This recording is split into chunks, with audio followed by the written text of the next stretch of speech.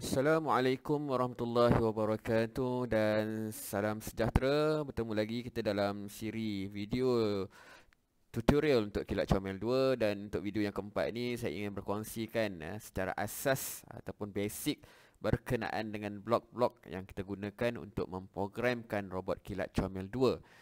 Macam biasa kita buka dulu kita punya software M-Block untuk Kilat Comel ni, dan kita ambil ini mula new program. Baik, extension kita pastikan ada RST kilat.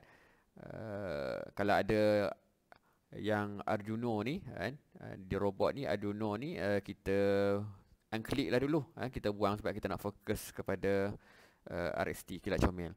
Jadi biar hanya ada tinggal blok untuk RST kilat.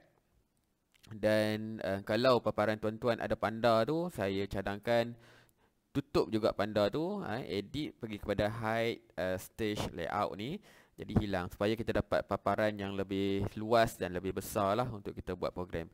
Okey, kita boleh klik dekat robot ni.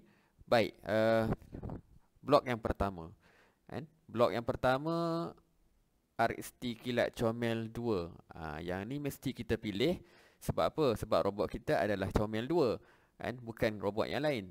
Dalam versi lain juga kita ada keluarkan kan, seperti hammerhead yang 5 sensor ni kan, tapi kita belum lagi pasarkan hanya setakat prototype. Kalau performance okey, ada rezeki yang baik, nanti kita akan pasarkan. Apa yang penting ialah kepala programnya yang tuan-tuan perlu gunakan adalah Comel 2. Ini kepala program kan. Kepala program ni mesti di atas sekali kan, sebelum kita letak program-program yang lain di bawahnya. Okey. Kemudian blok yang seterusnya saya nak perkenalkan blok tracer junction. Ini blok yang sangat penting. Apa maksud tracer? Tracer ni maksudnya dia following line. Dia trace, dia akan ikut line, garisan. Jadi sebab tu nama dia tracer blok ni.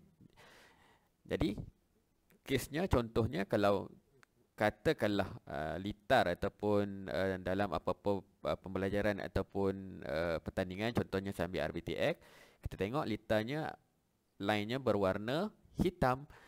Jadi dekat sini kita mestilah pilih black sebab dia hitam. Jadi untuk RBTX black.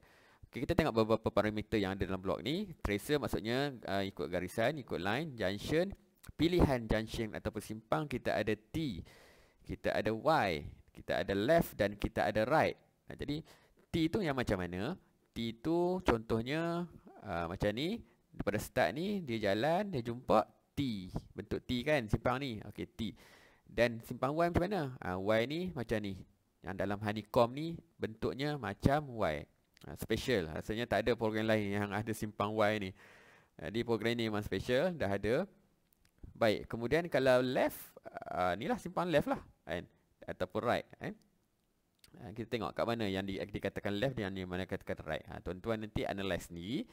Saya bagi yang T dengan Y. Jadi left dengan right tu macam mana? Mudah je kan nak tentukan left dan right tu macam mana. Baik.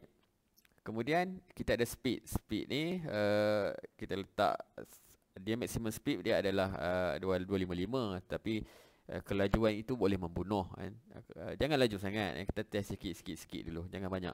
Sebab laju pun dia boleh merosakkan motor. Sebagai satu peringatan juga, jangan terlalu laju. Line control ni kalau dulu istilah dia adalah KPKD. Untuk maknanya robot tu di atas garisan tu dia gelong tak gelong, dia liar tak liar tu. Yang ni lah yang menentukannya. Standardnya 3 lah, kita pakai 3. Gap ni pula adalah garisan yang putus-putus kan. Kalau tak ada putus-putus, no lah kan. Kalau ada putus-putus, yes lah kan.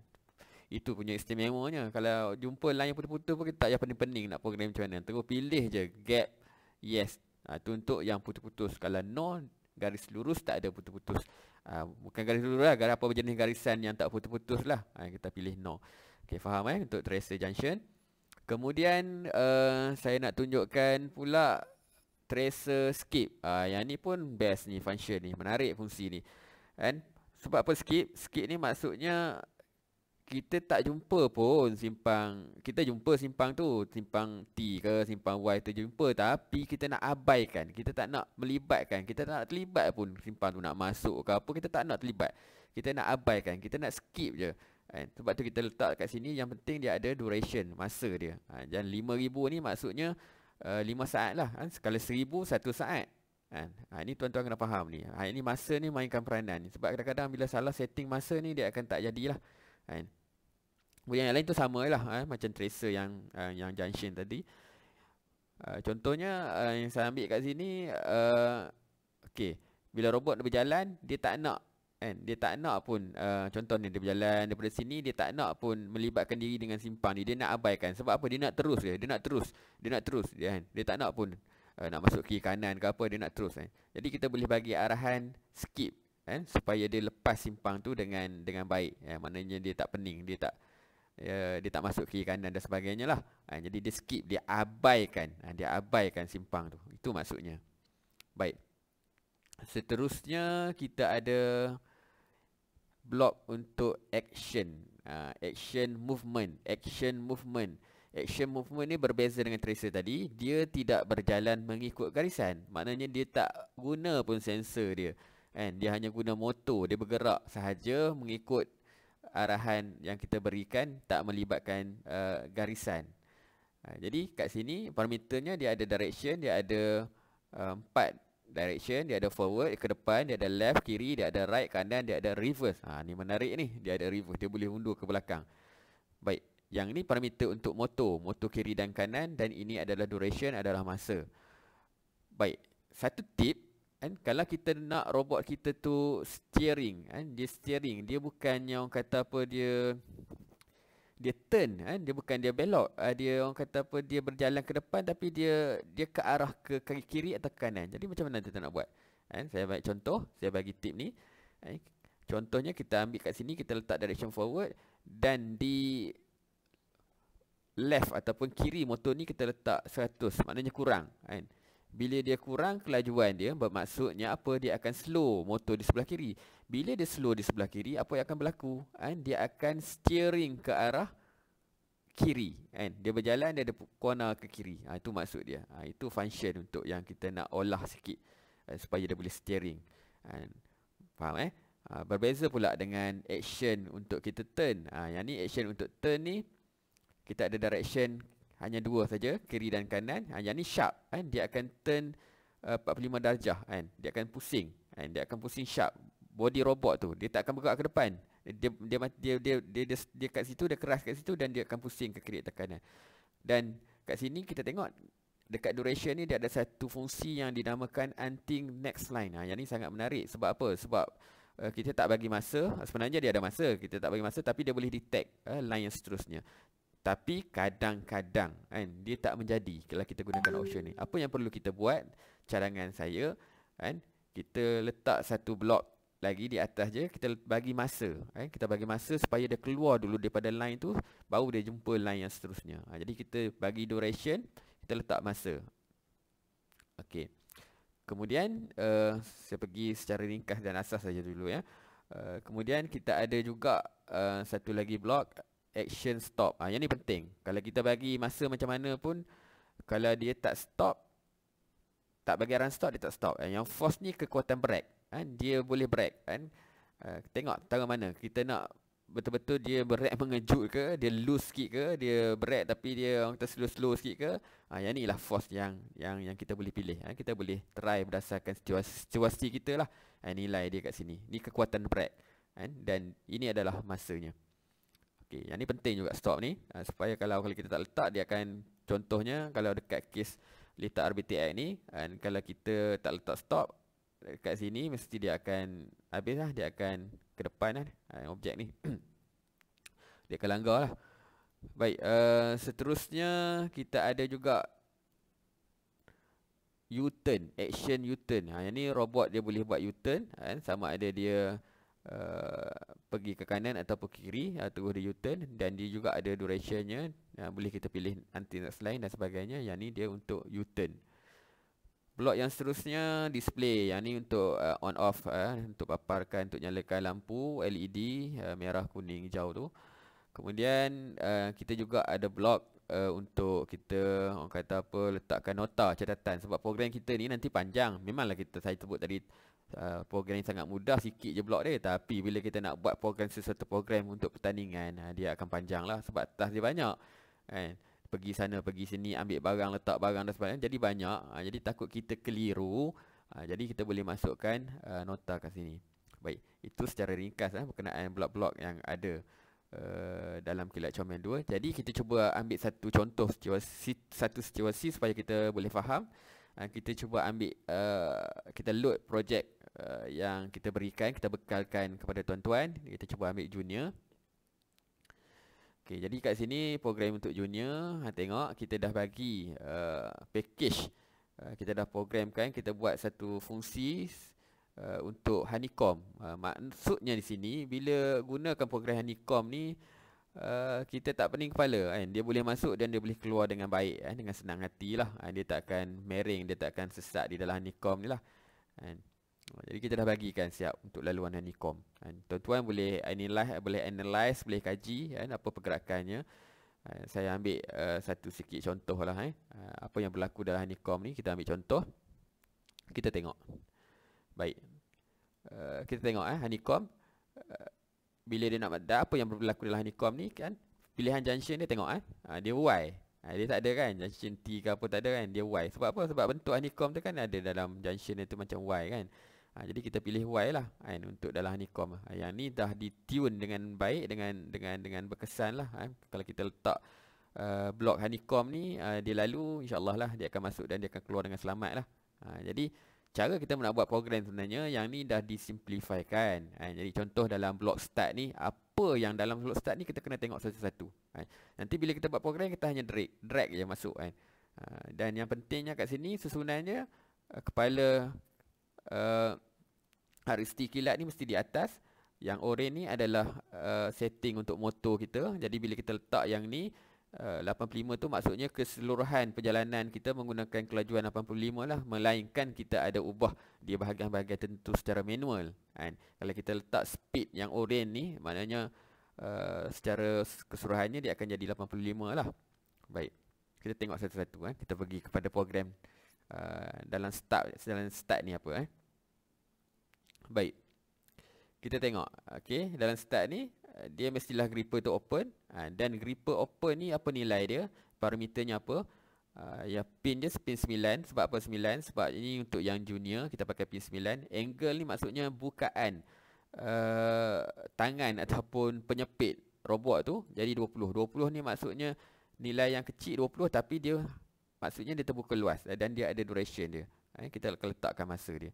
Dan kalau dia tutup, apa berlaku? Angle-nya adalah 155. Maknanya dia kecil lah dia tutup tangan dia tutup.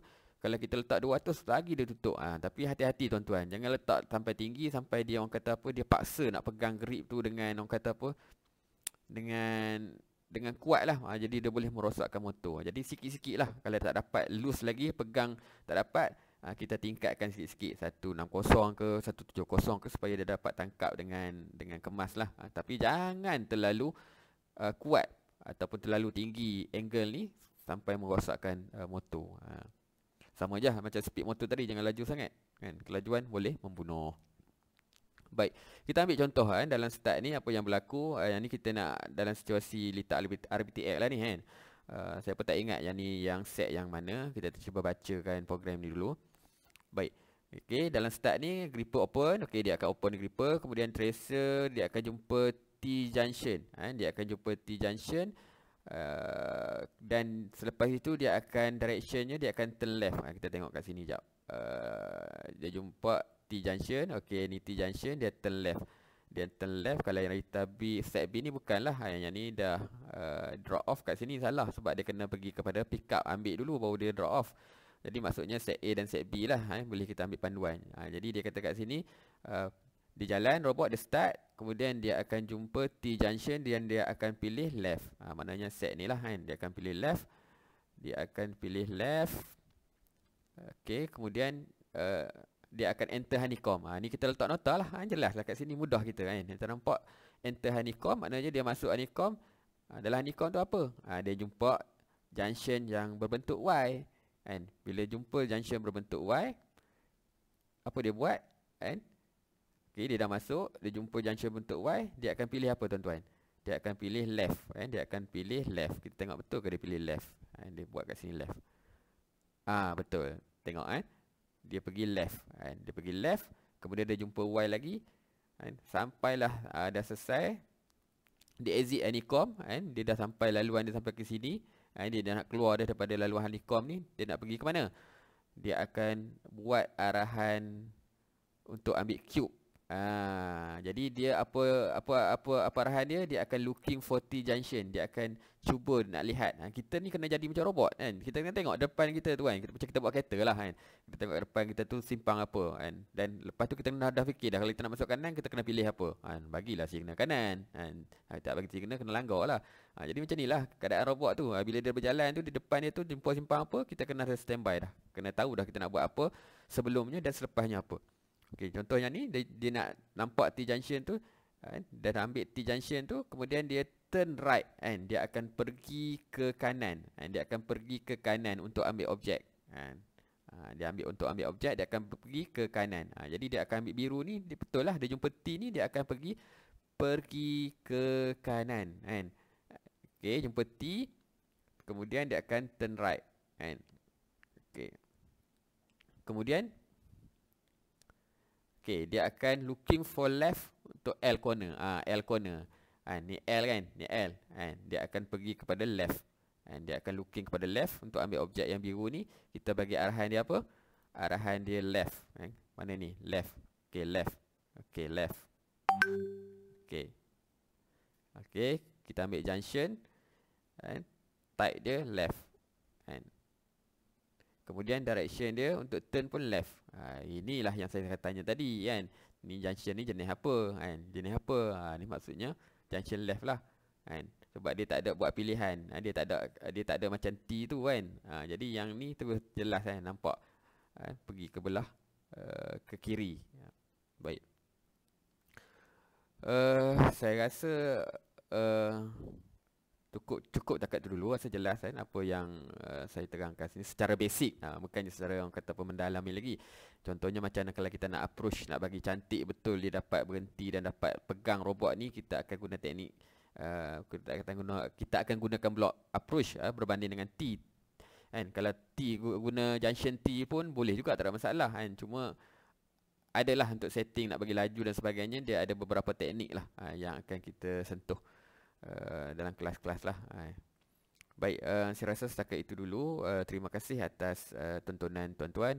Good luck, semoga berjaya dalam pertandingan RBTX dan apa-apa pertandingan yang menggunakan robot kilat comel.